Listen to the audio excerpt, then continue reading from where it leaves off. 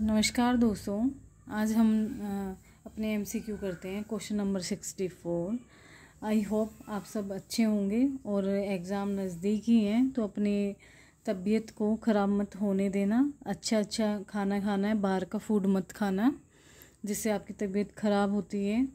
ठीक है, अपना ध्यान रखना है। जितना आप ध्यान रखेंगे अपना, उतनी ही अच्छी स्टडी कर पाएंगे। तो देख लेते हैं क्वेश्चन नंबर 64 में क्या है। A patient diagnose with right shoulder adhesive capsulitis is limited to 25 degree of lateral rotation. तो ये शोल्डर पे का क्वेश्चन है। एडेसिव कैप्सुलाइटिस के बाद पेरियर्थराइटिस बाद फ्रोजन शोल्डर। ठीक है, तो इसमें ये कहा गया है कि लेटरल रोटेशन का मतलब है बाहर की ओर, मीन्स एक्सटर्नल रोटेशन, और मिडिल रोटेशन का मीन्स है टुवर्ड्स द स्पाइन। ठीक है, तो ये है मिडिल इंटरनल रोटेशन। विच मोबिलाइजेशन टेक्निक, ये मोबिलाइजेशन टेक्निक के ऊपर क्वेश्चन है। कौन सी ऐसी मोबिलाइजेशन टेक्निक देंगे जिससे इसकी जो पेशेंट है उसकी लेटरल रोटेशन 25 डिग्री होती है, उससे आगे इंक्रीज़ हो जाए। तो वो ये यहाँ पे ये क्वेश्चन चेंज होके भी आ सकता है। लेटरल रोटेशन की जगह ये मिडिल रोटेशन भी दे सकते हैं। ठीक है, तो इसमें देंगे हम lateral distraction and anterior glide. Frozen shoulder पे आज तक फ़िलहाल क्वेश्चंस ग्लाइड पे भी आया है। मोबिलाइजेशन टेक्निक पे ग्रेड भी पूछी गई हैं। कोडमैन एक्सरसाइज भी पूछी गई हैं कि कोडमैन एक्सरसाइज को किस कंडीशन में हम करवाते हैं। तो इस टाइप के क्वेश्चंस बनेंगे इसमें। और आप देख लीजिएगा कि चलो मैं बता देती हूँ आपको। देखिए, आप अपने ना ये नोट्स में भी लिख लो, ठीक है, या नोट्स में लिख लो, ठीक है, क्योंकि ये एक बार आया था क्वेश्चन कि जो फ्रोजन शोल्डर है, फ्रोजन शोल्डर में periarthritis, frozen shoulder and adhesive capsulitis. तो जो पेरियर्थराइटिस के जो राइटर हैं वो हैं डुप्ले। कौन है? डुप्ले। और फ्रोजन शोल्डर के राइटर हैं कोडमैन। क्या नाम है उनका? कोडमैन। और एडेसिव कैप्सुलाइटिस के जो डिस्कवर हैं, राइटर कह रही हूँ मैं, सॉरी, डिस्कवर वो है नेविजर। ठीक है, क्या है? नेविजर। सन तो शायद ना आए, ठीक है, इतना तो डीप नहीं आता है, पर आप ना ये ज़रूर कर लो। वो ये पूछ सकते हैं डुप्ले डिस्कवर्ड बाय पेरियर्थराइटिस, क्या फ्रोजन शोल्डर या एडेसिव कैप्सुलाइटिस। तो आपको टिक करना है पेरियर्थराइटिस। Codman frozen shoulder, Neviaser adhesive capsulitis. ठीक है, और जो कोडमैन है, कोडमैन के नाम से ही क्या है, हमारी फ्रोजन शोल्डर की एक्सरसाइज है। और ये देखो क्वेश्चन आया था एम्स 2021 में, कोडमैन और फ्रोजन शोल्डर ये पूछा गया था। यहाँ पे लिखा भी हुआ है मैंने। ठीक है, ये अपना नोट्स में लिख लो। Duplay, Codman and Neviaser. Duplay periarthritis, Codman frozen shoulder, Neviaser adhesive capsulitis. और मेरा अगर ये पढ़ाने का तरीका आपको अच्छा लगता है तो प्लीज़ आप ना मैं SMS ज़रूर कर दें। मैं कई बार डाउट में रह जाती हूँ कि पता नहीं मैं ठीक से पढ़ा भी रही हूँ, आप लोगों को गाइड कर भी रही हूँ। कुछ कैंडिडेट हैं जो कर देते हैं मैसेज, पर आप भी कर दो। अगर कोई कुछ चेंज भी करवाना होता है तो आप वो भी लिख के कमेंट करो मेरे पास कि नहीं मैम ऐसे नहीं, ऐसे। एक्चुअल में मैं थोड़ा सा ना टेक्निकल व्यू में थोड़ी सी वीक हूँ। तो टेक्निकल ज़रूरी नहीं होता है कि हर इंसान को टेक्निकल काफ़ी अच्छा आता है, ठीक है, बट मैं इम्प्रूव कर लूँगी अपने आप को। थोड़ा वक्त लगेगा, और टेक्निकल काम करने के लिए ना मेनली टाइम होना बहुत ज़रूरी है, जिसकी मेरे पास अभी फ़िलहाल बहुत कमी है। तो आपने ये कर लिए होंगे, लिख लिए होंगे नोट्स। चलो आगे चलते हैं। Question number 65। A therapist design an exercise programme for a patient rehabilitating from a lower extremity injury. ठीक है, एक थेरेपिस्ट है, वो डिज़ाइन करता है एक्सरसाइज प्रोग्राम, ठीक है, लोअर एक्सट्रीमिटी इंजरी के लिए। The single most important factor, वो एक फैक्टर बताओ। An exercise program design to increase muscular strength. अब डेफिनेटली बात यही बनती है कि अगर मस्कुलर स्ट्रेंथ को इंक्रीज करना है तो हम क्या करेंगे, उसकी एक्सरसाइज का जो उसकी एक्सरसाइज है उसकी हम इंटेंसिटी को क्या कर देंगे, इंक्रीज कर देंगे। वो डिपेंड करेगी the intensity of the exercise. Question number 66 है, a patient involve in A motor vehicle accident sustain A fracture of the proximal fibula. ठीक है, प्रोक्सिमल फिबुला, प्रोक्सिमल का मीन्स ऊपर, डिस्टल का मीन्स नीचे। ये है हमारा प्रोक्सिमल और ये हमारा distal. The fracture damage the motor component of the common peroneal nerve. ठीक है, क्या हो गया उसको, common peroneal nerve. Common peroneal nerve से फिर क्या हो जाएगा, फुट ड्रॉप हो जाएगा। Ankle dorsiflexion and eversion are tested as 2/5 grade. ठीक है, देखो फुट ग्रेड, फुट ड्रॉप की ग्रेड भी बता दी है कि एलिमिनेटेड ग्रेविटी 0 में नो मूवमेंट, 1 में फ्लिकर मूवमेंट और 2 में एलिमिनेटेड ग्रेविटी मूवमेंट आ जाएगा। ग्रेड 3 में against movement with against gravity. तो देखो यहाँ पे 2 आ गया डिग्री, ग्रेड आ गया, डोर्सिफ्लेक्शन तो ये हो गया foot drop. The most appropriate intervention to assist patient with activities of daily living would be. तो अब हम उसको, जो वो डेली एक्टिविटीज़ कर रहा है डेली, ठीक है, तो उसको हम क्या करेंगे, डेली पूरे दिन की एक्टिविटीज़ में हम उसको क्या प्रोवाइड कराएंगे, क्या बताएंगे आपको क्या करना चाहिए। तो डेफिनेटली बात है, देखो थेरेपी जब पेशेंट कराने आता है तो हम उसको इलेक्ट्रिकल स्टिमुलेशन देते हैं, एक्सरसाइज प्रोग्राम भी देते हैं, एक्वेटिक प्रोग्राम भी दे देते हैं, एंड एक्सरसाइज भी करा देते हैं। ठीक है, बट हम उस टाइम पे उसको ऑर्थोसिस पहनने के लिए नहीं बोलते हैं। ऑर्थोसिस पहनने के लिए हम उसको डेली एक्टिविटीज़ में पहनने के लिए बोलते हैं। ठीक है, एक्टिविटीज़ ऑफ डेली लिविंग। तो यहाँ को आंसर है आपका एन ऑर्थोसिस। और मुझे लगता है कि ये फुट ड्रॉप का क्वेश्चन है ना, आपको अच्छे से समझ आ गया होगा। और अगर इन केस ये फुट ड्रॉप पे कोई क्वेश्चन भी आता है ना, तो उसको थोड़ा ध्यान से पढ़ना, बहुत ही इजी टॉपिक है ये। और मेरा तो ये ना अब ना फेवरेट टॉपिक बनता जा रहा है। क्वेश्चन नंबर 67 है, a therapist implement an aquatic programme. Aquatic means water program for a patient rehabilitating from a total hip replacement.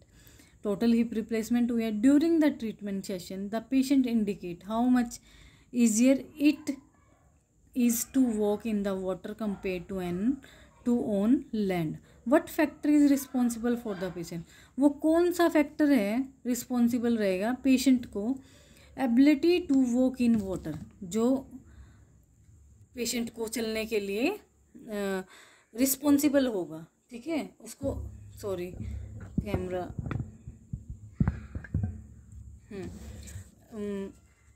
Factor responsible होगा जो पेशेंट को एबल करे पानी में चलने के लिए।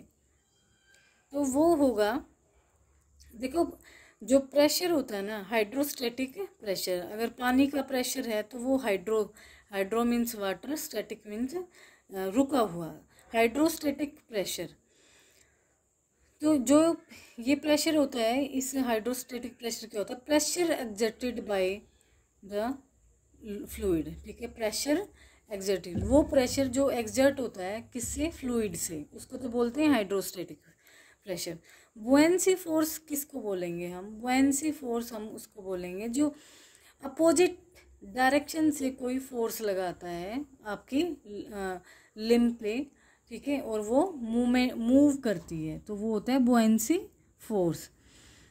सो ये टॉपिक, इस पे क्वेश्चन आ जाता है कई बार। बुएंसी फोर्स की डेफिनेशन भी पूछ लेते हैं और हाइड्रोस्टैटिक प्रेशर की भी पूछ लेते हैं। ठीक है, तो ये आपके टॉपिक हैं, ये टॉपिक लिख लो, buoyancy force, hydrostatic pressure, cohesion and viscosity. और साथ में एक और लिख लो, सरफेस टेंशन। क्या लिखना है, सरफेस टेंशन। अब नेक्स्ट हम करते हैं question number 68। A therapist develop a list of behaviour objective for a patient 3 weeks status post open reduction. ठीक है, क्या है करते हैं, post open reduction and internal fixation. Post open reduction का मीन्स सारे शायद जानते ही हैं, बैचलर वाले जानते हैं, DSSB वाले जो कैंडिडेट हैं वो अगर नहीं जानते हैं तो ओपन रिडक्शन का मीन्स है खुला हुआ और रिडक्शन करना, मीन्स इंसिजन दे के काट के और फिर उसकी रिडक्शन करना किसी बोन की। एंड इंटरनल फिक्सेशन, हमने पहले उसको ओपन कर दिया, फिर रिडक्शन कर दिया, और करने के बाद हमने क्या किया, इंटरनल फिक्सेशन कर दिया। इसका शॉर्ट नेम भी आ जाता है ओरिफ। क्या बोलते हैं, ओरिफ लिख लो short, open reduction internal fixation of the right femur. ठीक है, राइट वाली फीमर में हमने पोस्ट ओपन रिडक्शन है, इंटरनल फिक्सेशन हुआ है। Which of the following would not be classify as a behavioural objective. तो ये रीड करो question number A. The patient will comprehend the difference between 2 और 3 point gait pattern. Not be classified, क्या करना है, देखो यहाँ पे ये नोट करो, note be classified as a the patient will provide 2 example of appropriate exercise activities for his current condition. The patient will identify 2 appropriate assistive device for ambulation.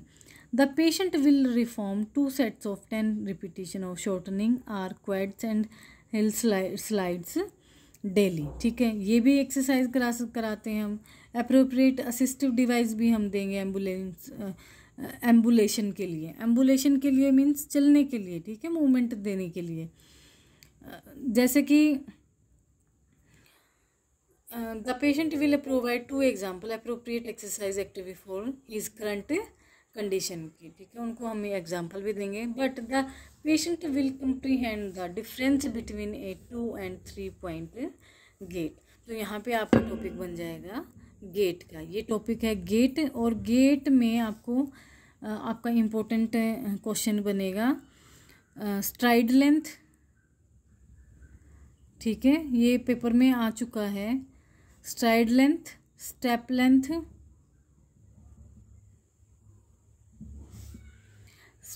Step length and Cadence, Cadence number. ठीक है, तो ये Cadence number में हम बताते हैं कि कितने स्टेप्स 1 मिनट में जो नॉर्मल पर्सन है वो कितने स्टेप्स लेते हैं। तो ये जो कैडेंस नंबर है ये 70 के आसपास होती है, पर हर बुक का एक स्टैंडर्ड होता है।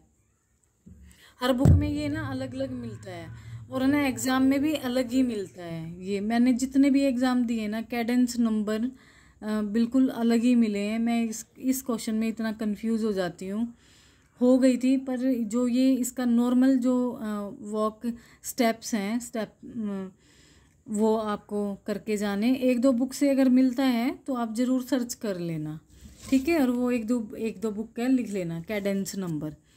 फिर गेट में ही आपको क्या करने हैं, पैथोलॉजिकल गेट करने हैं, पैथोलॉजिकल गेट। ठीक है, पैथोलॉजिकल गेट भी आपको करने हैं सारे के सारे। अब करते हैं क्वेश्चन नंबर 69 है। A patient is refer to physical therapy 24 hours after a total knee replacement. Physical therapy refer करते हैं 24 hours after a total knee replacement. Knee replacement के बाद 24 घंटे के बाद उसे एक्सरसाइज के लिए, फिजिकल थेरेपी के लिए भेजा जाता है।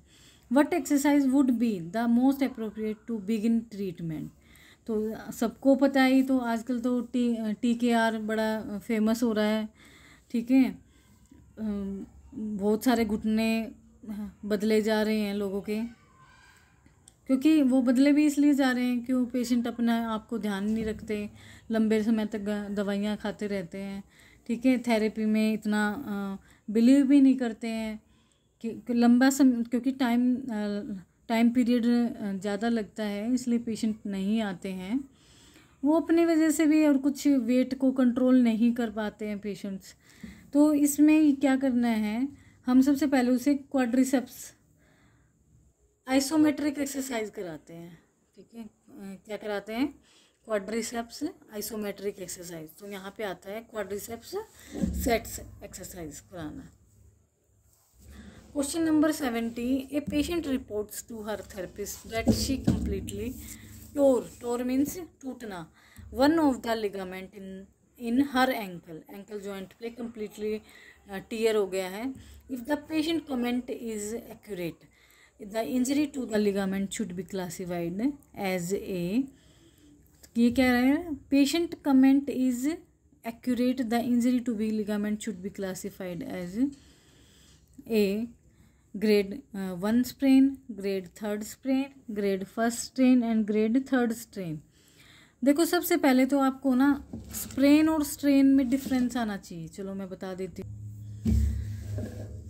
देखो जो स्ट्रेन होता है, स्ट्रेन एंड सबसे मोस्ट ऑफ पहले स्प्रेन होता है। क्या होता है? स्प्रेन इंजरी में फर्स्ट, स्ट्रेन सेकंड।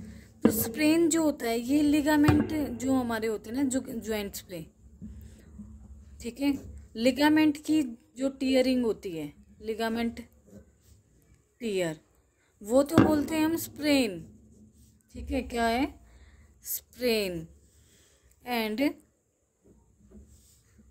स्ट्रेन हम उसको बोलेंगे टेंडन टीयर को। क्या बोलेंगे? Tendon tear. जब टेंडन टीयर होता है तो वो स्ट्रेन होता है, और जब मसल और लिगामेंट टीयर होते हैं तो स्प्रेन होता है। जब कई बार नहीं बोल देते हैं कि मोच आ गई, ठीक है, तो यही स्प्रेन एंड स्ट्रेन है। टेंडन देखो ये हमारी मसल है, ठीक है, ये भी टेंडन है यहाँ पे, और ये भी नीचे टेंडन है। तो आप ये बताओ, ये टेंडन ऊपर ओरिजिन में है, ये मसल बेली है, एंड ये बिलो टेंडन है, ये इंसर्जन है, ठीक है।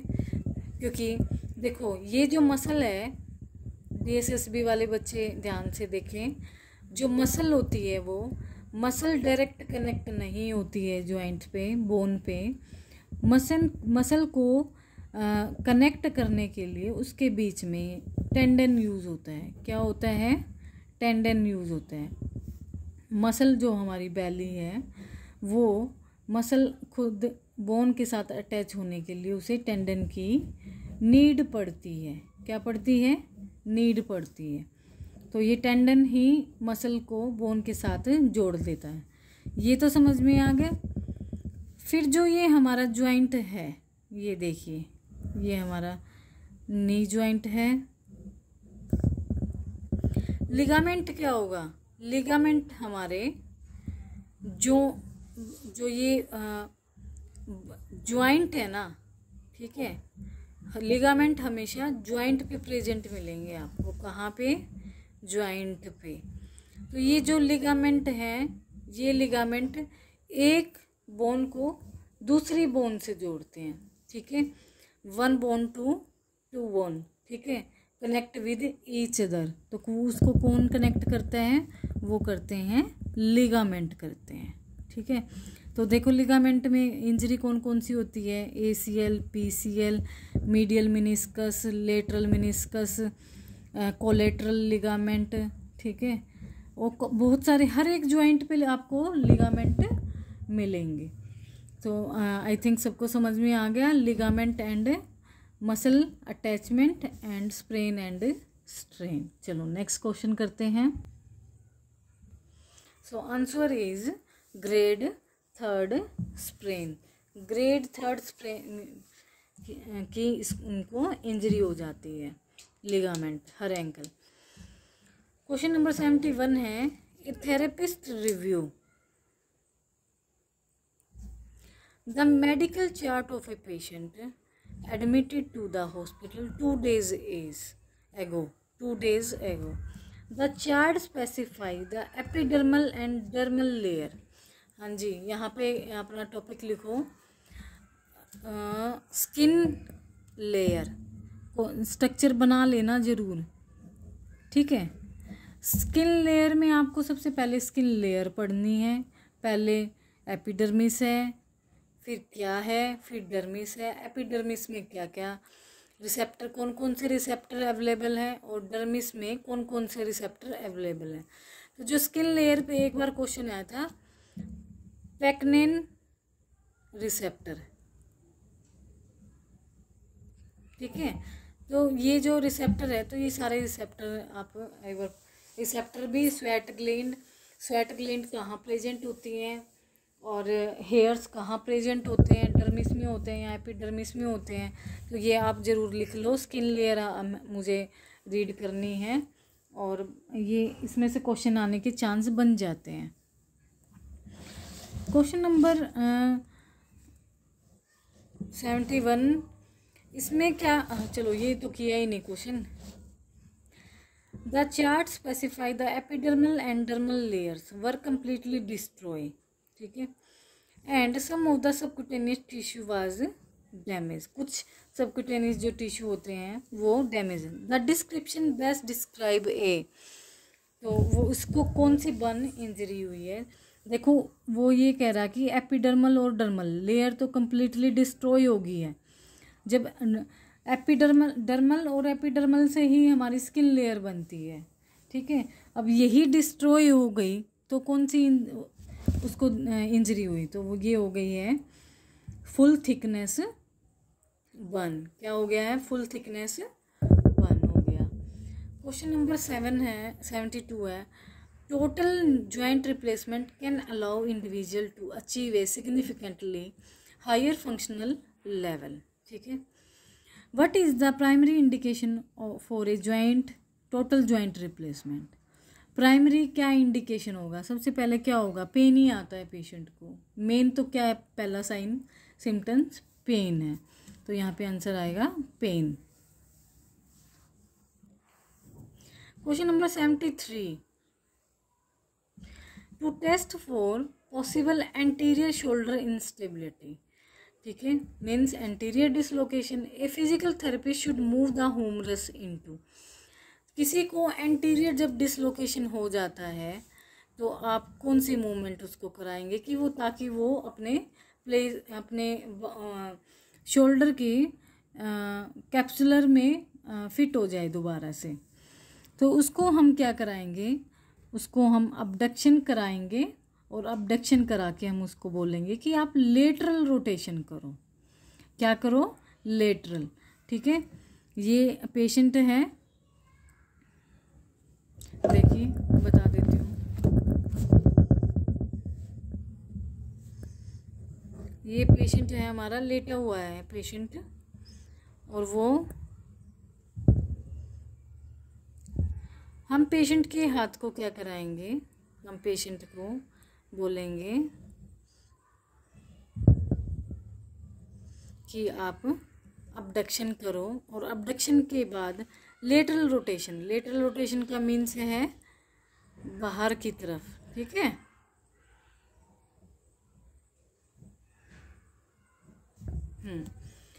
तो ये क्या हो जाएगा,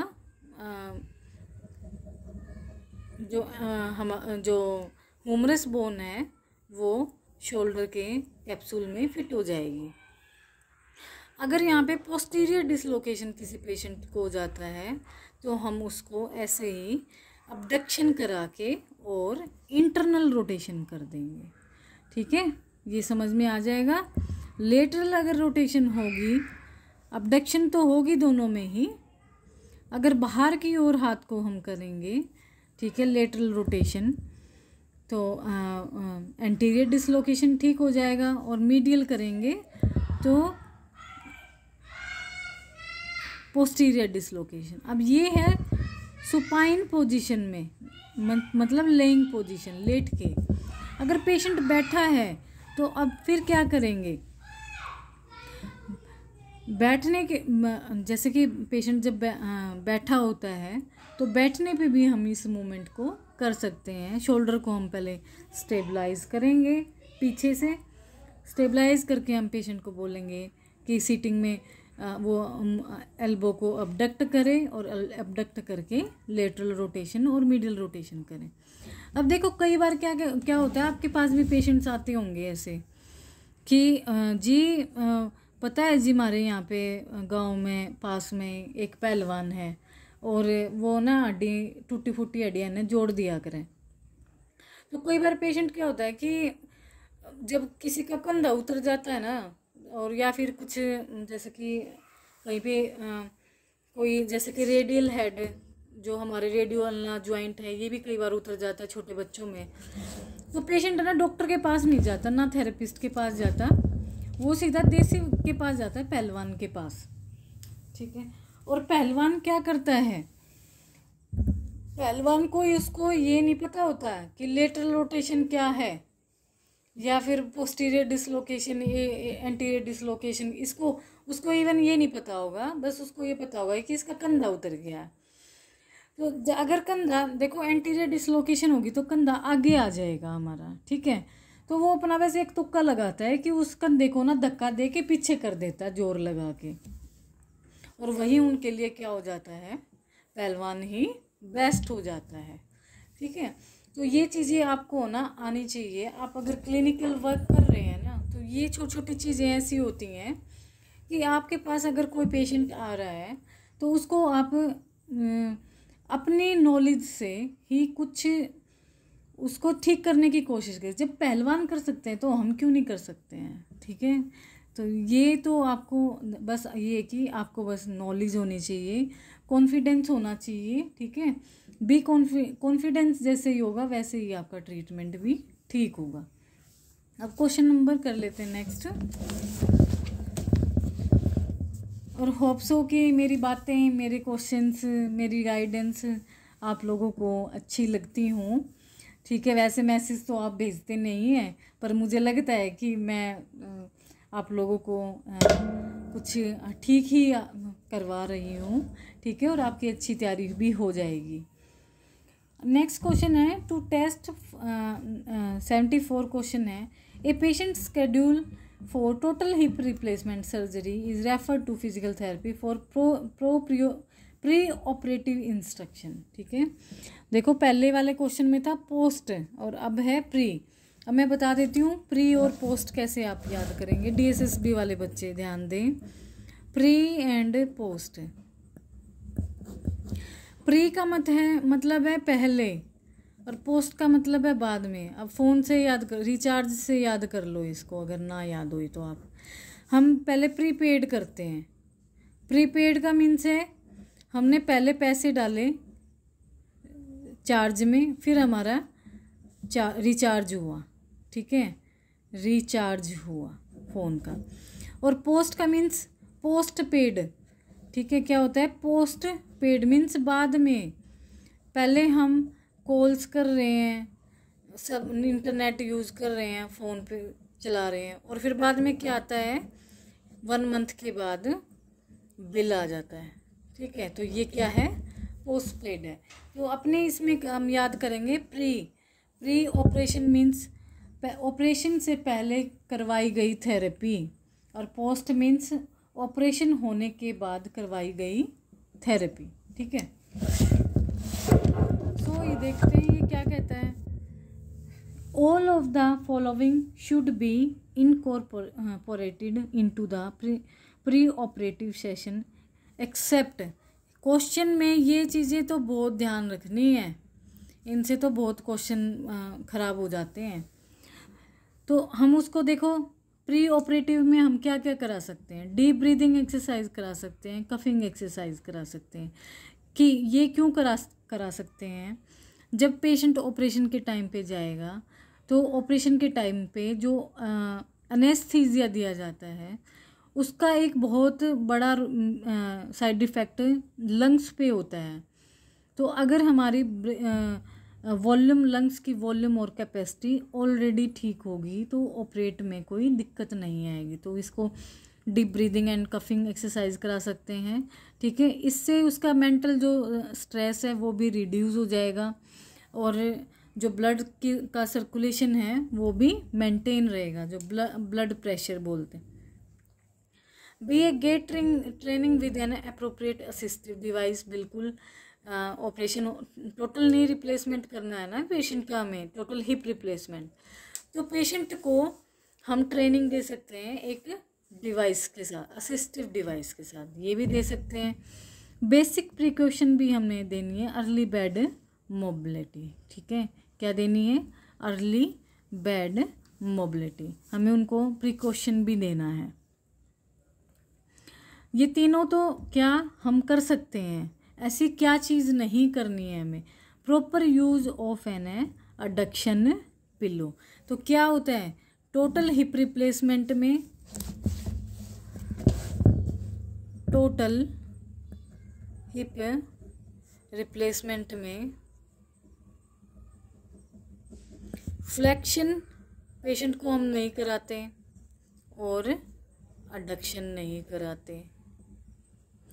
अगर हम पेशेंट को देखो, ये पेशेंट है, ये पेशेंट का हिप है, ये पेशेंट लेटा हुआ है, अगर पेशेंट को हम ऐसे अडक्शन करा दें, अडक्शन ये हो गई, ठीक है, एक पैर के ऊपर पैर जब हम चढ़ा लेते हैं ऐसे, ये क्रॉस में, ये अडक्शन मूवमेंट है हिप पे, तो क्या होगा, जो फीमर का जो हेड होगा ना वो क्या होगा, बाहर आ जाएगा, ठीक है, क्या आ जाएगा, बाहर, इसलिए हम अडक्शन नहीं कराएंगे और फ्लेक्शन मूवमेंट नहीं कराएंगे। नेक्स्ट क्वेश्चन है 75, a therapist examine a patient diagnose with an Achilles tendon, Achilles tendon कहाँ पे होगा, हमारे एंकल जॉइंट काफ मसल्स को जो अटैच करता है, plantar fascia injury, Achilles tendon injury हो गई है, which clinical finding is not indicative of a rupture Achilles tendon. देखो, which clinical finding is not, नहीं, इंडिकेटिव ऑफ ए रप्चर, वो क्लिनिकल फाइंडिंग बताओ जो रप्चर अकाइलस टेंडन बताए कि भाई आपका टेंडन टूटा नहीं हुआ। तो इसमें क्या है, नेगेटिव थॉम्सन टेस्ट, क्या करें, इसने बोला है negative Thompson test, absence Achilles reflex, जो अब्सेंस अकाइलस जो रिफ्लेक्स है वो क्या होगा, जो रिफ्लेक्स है वो एब्सेंट होगा, lack of toe off during gait, कमी होगी toe off during gait, a palpable defect in the musculotendinous unit, ये तीनों तो होंगे, ठीक है, पर क्या नहीं होगा, क्या नहीं होगा, नेगेटिव थॉम्सन टेस्ट नेगेटिव मिलेगा, ठीक है, क्या मिलेगा, नेगेटिव थॉम्सन टेस्ट मिलेगा। तो हमें नोट बताना था, ना कि करेक्ट बताना है। Question number 76, a patient 4 week status post arthroscopy, ठीक है, arthroscopy, medial meniscectomy means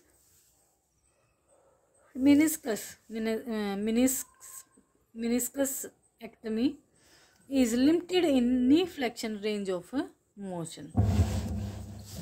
Which mobilization technique would be the most beneficial to increase knee flexion? ठीक है, वो टेक्निक बताओ, ठीक है, मोबिलाइजेशन टेक्निक जो बेनिफिट रहे पेशेंट को इंक्रीज नी फ्लेक्शन के लिए, तो वो होगा आपकी posterior glide of the tibia.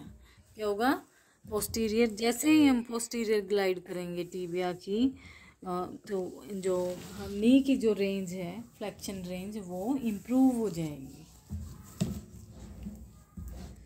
Question number 77 है, assuming normal development which activity would typically not occur prior to 9 months of age, ठीक है, assuming normal development which activity would typically not occur prior, यहाँ पे भी not occur prior to 9 months of age, तो 9 month में बच्चा क्या कर लेता है, रोलिंग भी कर लेता है, प्रोन टू सुपाइन, उल्टा पलटी कर लेता है, 9 महीने में सिटिंग इंडिपेंडेंटली भी कर लेता है, क्रीपिंग भी कर लेता है, पर use of A pincer grasp ये नहीं करता है। तो आपको क्या करना है, आपको टॉपिक लिख लो यहाँ पे, सफदरजंग वाले बच्चे सारे। सुपरफिशियल रिफ्लेक्स, डीप रिफ्लेक्स, ठीक है, नॉर्मल रिफ्लेक्स, नॉर्मल रिफ्लेक्स भी होंगे और एबनॉर्मल भी होते हैं।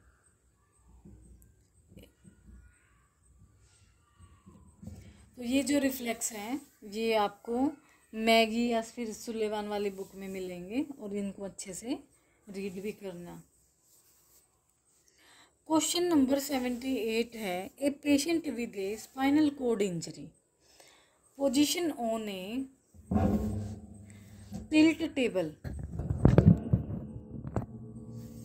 टिल्ट टेबल सबने देखी होगी, स्पाइनल कोड इंजरी में यूज़ होती है। DSSB में क्वेश्चन आ सकता है कि टिल्ट टेबल को कौन सी कंडीशन में यूज़ किया जाता है, तो आप याद कर लें कि वो स्पाइनल कोड इंजरी में यूज़ की जाती है। 260 degree begins to complain of dizziness and nausea. अगर उसे हम 60 डिग्री पे लेकर एलिवेट करते हैं तो पेशेंट को डिजीनेस और नोजिया होने लग जाता है। The therapist most immediate response should be to, ठीक है, तो उसे थेरेपिस्ट को इमीडिएट क्या करना चाहिए, तो थेरेपिस्ट को इमीडिएट टिल्ट टेबल को horizontal and monitor the patient vital sign, ठीक है, पेशेंट को वापस ही हॉरिजेंटल करके और पहले उसके वाइटल साइंस को चेक करें, ठीक है। क्वेश्चन नंबर 79 है, a patient is referred to physical therapy with a C6 nerve root injury. C6 nerve root injury. Which of the following clinical finding would not be expected with this type of injury? तो C6 nerve root injury में diminished sensation on the anterior arm, ठीक है। तो C6 क्या है, dermatome अगर किसी ने याद किए हैं तो उससे पता लग जाएगा। C1, C2, C3, C4, C5, C6, C7, C8, C6, C7, C8, ठीक है। यहाँ पर C8 है, C7, C6, ये हो गया C6।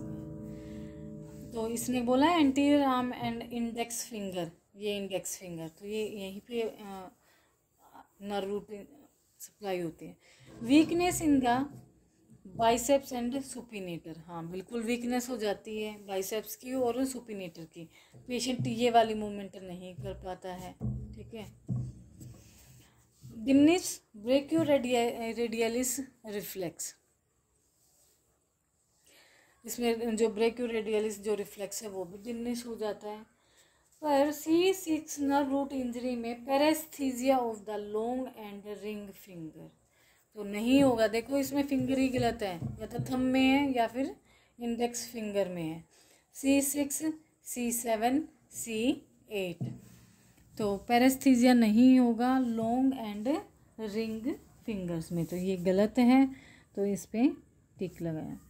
अब नेक्स्ट करते हैं हम, a therapist is concerned about the possibility of a patient developing a deep vein thrombosis following surgery, which of the following. यहाँ पे आप एक क्वेश्चन ये लिख लो, dermatome and myotome, most important है, आते ही हैं क्वेश्चंस, डर्मेटोम एंड मायोटोम। अब करते हैं डीप वेन थ्रोम्बोसिस पे क्वेश्चन है। एक therapist is concerned about the possibility of a patient developing a deep vein thrombosis, DVT DSSB में DVT की फुल फॉर्म पूछ लेंगे आपसे। Following surgery, which of the following special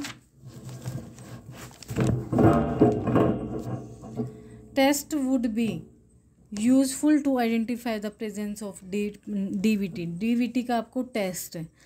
देखो DVT का साइन क्या होगा, DVT का साइन होगा होमेन साइन, क्या होगा, होमेन साइन। बट टेस्ट कौन सा होगा, क्लेंगर टेस्ट। कौन सा होगा टेस्ट, क्लेंगर टेस्ट, ये आप याद कर लेना। क्वेश्चन नंबर 81, और उस पर गूगल पे या अपनी बुक पे, जिसके पास बुक नहीं होती है वो अपना गूगल पे डाल के इन टेस्टों को याद कर सकता है। बनल लिटिल टेस्ट किस में यूज़ होता है, और फ्रोमेंट साइन जो ये पेपर डाल के फिंगर्स की हम टेस्ट करते हैं, ऐसे पेज डाल के, और फिर हम उसको पकड़ने के लिए बोलते हैं। क्वेश्चन नंबर 81 है, a patient recovering into the hospital from a total knee replacement is examined by physical therapist assuming an uncomplicated recovery. Now much knee range of motion is realistic prior to discharge. तो जब patient का 0 से 90 degree patient की knee range of motion आ जाती है, तब वो uncomplicated recovery, now much knee range of motion is realistic prior to discharge कर देते हैं। क्वेश्चन नंबर 82 है, therapist examine a 40-year-old female diagnose with RA, ठीक है, rheumatoid arthritis, which clinical finding is not characteristic of rheumatoid. अब जिसने उस दिन मैंने OA और RA करवाया था ना, उसने जिसने भी ये कर लिया होगा OA और RA, और ये क्वेश्चन बिल्कुल आराम से इजी उस पेशेंट को पड़ेगा।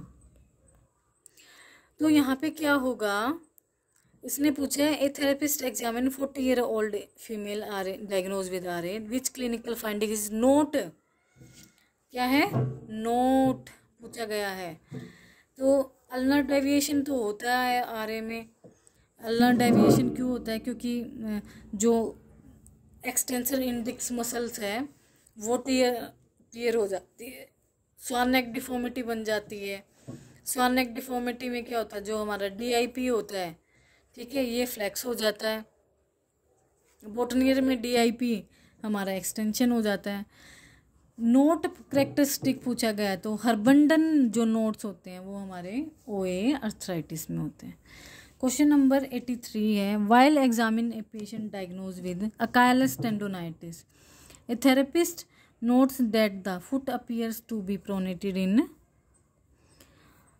इन standing, which motion combine to create pronation, ठीक है।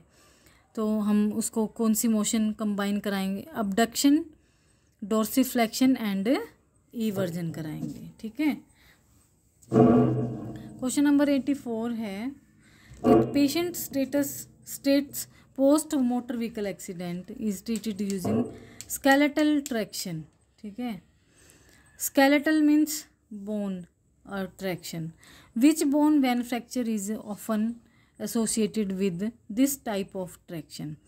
तो किसको हम स्केलेटल ट्रैक्शन देते हैं, हम स्केलेटल ट्रैक्शन देते हैं जिसको फीमर का फ्रैक्चर हो जाता है। फीमर फ्रैक्चर में क्या होता है, फीमर टूटने के बाद फीमर के ऊपर जो हमारी बैक मसल्स होती हैं और पेल्विस मसल होती हैं वो अटैच होती हैं, ठीक है, और टूटने के बाद वो एकदम उस पैर को ऊपर की ओर खींच लेती हैं। तो उनको हम स्केलेटल ट्रैक्शन डाल के फिर उनको नीचे की ओर खींचते हैं कि लेग डिस्क्रिपेंसी ना हो जाए, लेग लेंथ डिस्क्रिपेंसी, कॉम्प्लिकेशन को रोकने के लिए और फ्रैक्चर को यूनाइट करने के लिए। A therapist examine a patient with bicipital tendonitis, most important है ये टर्म ही मोस्ट इम्पोर्टेंट है। यर्गासन टेस्ट और स्पीड टेस्ट करवाते हैं बाइसिपिटल टेंडोनाइटिस के लिए। Which clinical finding would you not expect the therapist to identify when examine the patient, ठीक है। तो referred pain in C7 and C8 dermatome, isometric resistance to the biceps brachii increase subjective pain level कराएंगे। A painful R is noted with active range of motion of the involve shoulder, ये नहीं कराएंगे। Tenderness to palpation over the bicipital tendon बिल्कुल check करेंगे, but referred pain in the C7 and C8 dermatome, ठीक है। इस C8 और C7 dermatome पे कोई भी पेन नहीं आएगा, और वो इसलिए नहीं आएगा, C7 इस फिंगर में आता है और C8 यहाँ पे आता है, बट हमारी बाइसेप्स क्या होती है, ऊपर होती है, ठीक है, आर्म में होती है। और बाइसेप्स की टेंडनाइटिस हुई है, ना कि बाइसेप्स फ्रैक्चर हुआ है या फिर बाइसेप्स कह रही हूँ, सॉरी, बोन का फ्रैक्चर, ह्यूमरस बोन का फ्रैक्चर हुआ है या कुछ और। तो ये टेंडनाइटिस हुई है, बाइसेप्टल टेंडनाइटिस। उसमें हम 2 टेस्ट करते हैं, Yergason test and Speed test. Next question है आपका, a therapist examine a patient 2-day status post total hip replacement using a posterior lateral approach. The patient is in bed with a single pulley system. Which exercise would be inappropriate for the patient assuming in uncomplicated post-operative course? Would be, ठीक है, exercise would be inappropriate for, appropriate और inappropriate, देखो ये words इस तरीके से ही पढ़ने, would be inappropriate for the patient assuming an uncomplicated post-operative course. Active assistive abduction and adduction with the thigh supported in the sling, यही हम नहीं कराएंगे। Active knee flexion and extension in the suspension लिंग वो। अब ये देख लो, active नी flexion, ठीक है, एक्टिव का मतलब क्या होता है, जिसकी पेशेंट अपने आप करे, ठीक है। ये तो स्लिंग के साथ हो रहा है, तो स्लिंग तो सपोर्टिव एडवाइज, असिस्टिव एडवाइज है। Active exercise to the upper extremity bilateral ankle pump, तो answer is A. Question number 87, a 25-year-old male is diagnosed with a first degree acromioclavicular sprain। First degree पे acromioclavicular, एक्रोमियम किसका है, shoulder, और clavicular bone. The injury occurred 2 days ago after being checked into the boards while playing hockey. Which of the following would you not expect to be true during the initial examination? So, increase elevation of the clavicular end of the acromion, ये नहीं कराएंगे। Inability to bring the arm completely across the chest, Dugas test नहीं कर पाएगा वो। Inability to fully abduct the arm throughout the full range of motion, ये कराएंगे। Point tenderness on palpation of the injury site. Question number 88 है patella tracking dysfunction. Patella tracking dysfunction का patellofemoral pain is a common problem in orthopedic. देखो orthopedic में ये एक common problem है। Dynamic factors for patella tracking dysfunction include, तो ये है increase in the angulation between the quadriceps muscles and patella tendon, A lateral femoral condyle that is not sufficiently prominent anterior, vastus medialis oblique muscle इनकी insufficiency हो जाती है। तो यही इसका करेक्ट है VMO, ठीक है।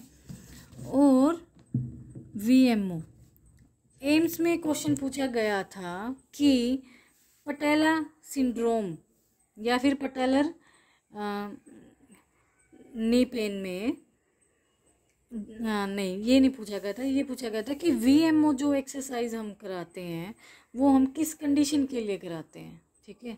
तो उसमें लिखा हुआ था पटेला पेन, पटेला ट्रैकिंग डिसफंक्शन, इस तरीके से आपको 3-4 नाम भी मिल सकते हैं या और भी नाम मिलेंगे ऑप्शंस में। तो आपको अगर ये आता है कि VMO एक्सरसाइज जो होती हैं वो हम किसको कराते हैं, वो हम कराते हैं पटेलर ट्रैकिंग डिसफंक्शन या पटेलर पेन में कराते हैं। क्वेश्चन नंबर 89 है a therapist instruct a patient in residual lymph wrapping, ठीक है, मीन्स एम्पुटेशन हो गई है पेशेंट की और उसको रैप करना है हमें। Which bandage would be the most appropriate to utilize for a patient with a transfemoral amputation? Trans or femoral amputation?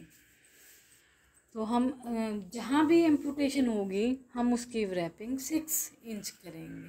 क्या करेंगे? 6 इंच करेंगे। अब करते हैं question number 91। A therapist provide pre operative training for a patient schedule for thoracic surgery. Which activity would be most appropriate to DVT post surgery? तो DVT post surgery के लिए हम क्या एडवाइस करेंगे उन्हें? हम उनको बोलेंगे, हम शुरू में ही हम पेशेंट को बोलते हैं ना कि अपने एंकल को की मूवमेंट करो, डोर्सिफ्लेक्शन प्लांटर फ्लेक्शन, आगे पीछे करो। तो हम उनको क्या कराते हैं, हम पेशेंट को एंकल पंप कराते हैं, ठीक है। और वैसे भी हमारा जो बॉडी के अंदर प्राइमरी जो हार्ट होता है ना, वो हमारी कौन सी मसल होती है? वो हमारी होती है सोलियस मसल। कौन सी होती है? Soleus muscle. Gastrocnemius and soleus muscle ही हमारे क्या है, बॉडी के अंदर ब्लड सर्कुलेशन का पंप करते हैं, ठीक है। जब फ्लूइड रिटेंशन जिसको बोलते हैं कि फ्लूइड को रिटेन करते हैं, जब हमारा बॉडी का जो फ्लूइड होता है वो जब नीचे चला जाता है, अगेंस्ट ग्रेविटी उस ब्लड को, फ्लूइड को, जो हमारी सोलियस मसल है, गैस्ट्रोनीमियस जो मसल की कॉन्ट्रैक्शन और रिलैक्सेशन जो होती है, वही हमारी बॉडी के अंदर फ्लूइड को ऊपर की ओर धकेलती है। सो आज के लिए बहुत है ये क्वेश्चंस, और हम ऐसे ही क्वेश्चनों को करते रहेंगे, नोट्स बनाते रहेंगे, अपने टॉपिक्स अपने कवर करते रहो, ठीक है। एग्ज़ाम जब आएगा तो आपकी बिल्कुल अच्छे से तैयारी हो जाएगी। तो जैसे 1-2 दिन बीच में मेरे वीडियोस में ना गैप आ जाता है, कई बार है ना मेरे फ़ोन में भी ऐसी प्रॉब्लम्स हो जाती हैं कि जिनकी वजह मैं फ़ोन को अपलोड, अब 2 दिन से मैं ट्राई कर रही थी कि कैमरे में सिर्फ 4-4 सेकंड्स की वीडियो बन रही थी, वीडियो बन ही नहीं रही थी, ठीक है। तो आज मैंने उसको बैठ के आराम से चेक किया कि इसको दिक्कत क्या हो गई है। तो वो ये बता रहा था कि स्पेस फुल हो गया है, तो अभी स्पेस सारा खाली किया। सो मैंने फिर आज ये वीडियो बनाई। और मैं कुछ बच्चों को बताना चाहूँगी,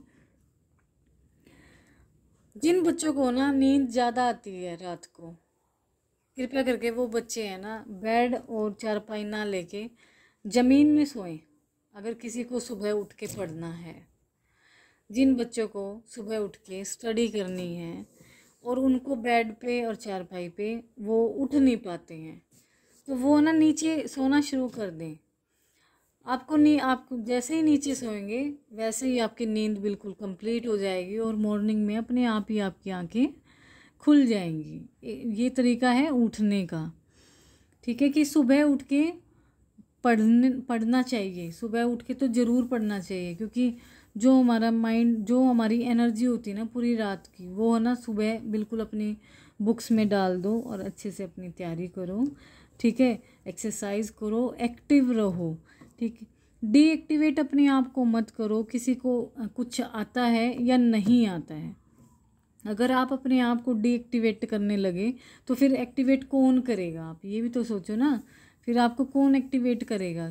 कोई भी आपको एक्टिवेट नहीं कर सकता।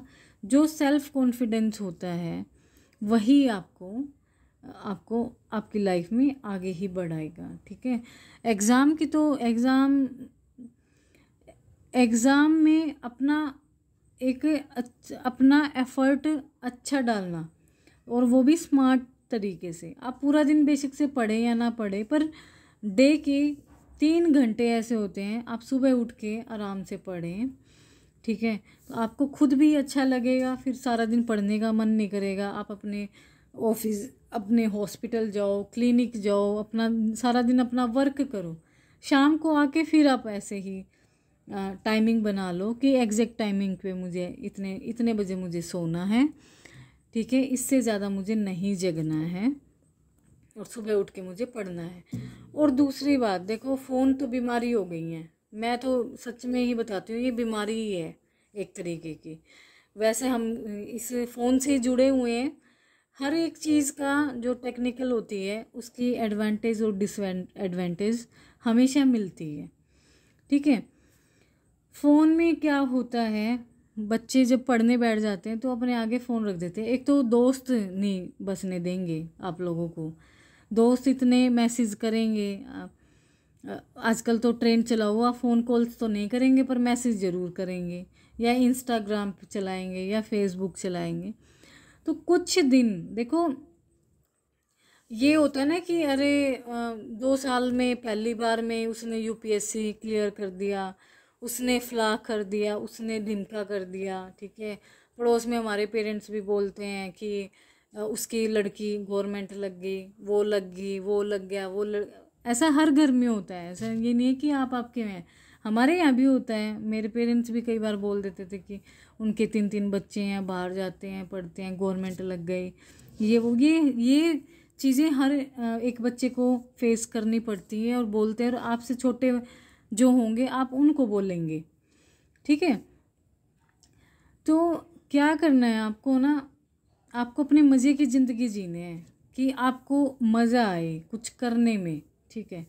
जब तक आपको ना कुछ करने में मज़ा नहीं आएगा तब तक आप ना सिर्फ स्टडी में क्या करेंगे, रट्टा मारते चले जाएंगे, ठीक है। रट्टाफिकेशन करते चले जाएंगे, बस हमें याद करना है और याद करना है तो हम एग्ज़ाम के लिए याद करेंगे। सिंपल सा एक तरीका ये रहेगा आपका कि आप बस ये सोचो कि मैं लर्न ज़्यादा से ज़्यादा कैसे करूं, ठीक है। कि मेरी लाइफ में जो लर्निंग कैपेसिटी है, मैं ऐसा बंदा बनूं या बंदी बनूं कि मैं हमेशा लर्न ही करता रहूं, मैं कुछ सीखता रहूं। जब आपके अंदर ये इमोशंस आ जाएंगे ना सीखने वाले, अब आप खुद ही बताइए। मेरा क्लिनिक भी बिल्कुल अच्छे से चला हुआ है, कोई छोटा सा क्लिनिक है, फिर भी ऊपर वाले की दया से, वैसे ऊपर वाला ही ठीक करता है, हम तो नौकर हैं छोटे से, ठीक है। वो जैसे बोलते हैं वैसा हम कर लेते हैं, ठीक है। कमाना तो एक अलग बात है, कमाई आप कमा हर चीज़ से लेंगे, पर जो आप कमाएंगे ना वो आप खुश होके कमाओ, नॉलेज लेके कमाओ, ठीक है। उसका ना मज़ा ही अलग आएगा। आप कभी ट्राई करना जी, सोचना, ठीक है। आप ये सोचो कि मुझे कुछ नहीं आता है, ठीक है। अगर आपके माइंड में ये रहेगा ना कि मुझे सब कुछ आता है और मैं तो ये कर दूं, मैं वो कर दूं, मैं फलां कर दूं, मैं ये कर दूं, नहीं, बिल्कुल भी नहीं। आप बस अपने दिमाग में ये रखो, अरे यार मुझे ये भी नहीं आता, चलो कोई नहीं, ये नहीं आता तो मैं ये सीख लेती हूँ या सीख लेता हूँ, ठीक है। फिर कोई और टॉपिक मिलता है आपको, क्लिनिक पे कोई भी केस आता है उस केस को आप ना डिस्कस जरूर करो। डिस्कशन से अच्छी और कोई लर्निंग हो ही नहीं सकती है। जितना आप डिस्कस करेंगे उतने ही आपके कंसेप्ट क्लियर होंगे। और देखो, मेडिकल सिलेबस कोई छोटा सिलेबस तो है नहीं कि जिसको मैं कह दूं कि फूक मारो 4 एनसीईआरटी पढ़ो और एनसीईआरटी को 10 बार रट्टा मार दो। तो ये बुक्स हमारी इतनी मोटी मोटी हैं, सिलेबस इतना ज़्यादा है, तो ये सिलेबस जो है, ये टॉपिक्स हैं, हमें ये इंटर रिलेट करके जब हम पढ़ेंगे तभी हमारे कंसेप्ट क्लियर होंगे। और जैसे ही हमारे कंसेप्ट क्लियर होंगे वैसे ही हमारा जो क्लिनिकल है वो इम्प्रूव होगा। और हर एक पेशेंट को कोशिश करो, जाने मत दो, उसको ठीक करने की कोशिश करो अपने अंदर, तभी आप डॉक्टर कहलाएंगे। बहुत सारे बच्चे हैं, मैं डॉक्टर ये, मैं डॉक्टर वो। इवन मैं अपने क्लिनिक में कभी भी अपने आप को मैं डॉक्टर नहीं बताती हूँ, बोलती हूँ, खुद भी नहीं बोलती हूँ, ठीक है। डॉक्टर हम जब कहलाएंगे ना, जब हम किसी इंसान को ठीक करेंगे, उसको हम कुछ अच्छा करेंगे। हमारे सुलेमान बुक में कुछ एथिक्स भी दिए गए हैं, ठीक है। कोई भी ट्रीटमेंट अगर हम करते हैं उसमें हमें एथिक्स भी नज़र आनी चाहिए, ठीक है।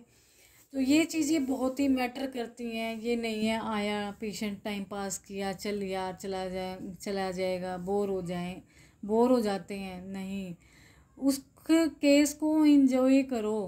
ओ अब की बार ये पेशेंट है, फ्रैक्चर का पेशेंट है और साथ में उसको डीवीटी भी है, तो डीवीटी के लिए आप पहले क्या करोगे, ठीक है।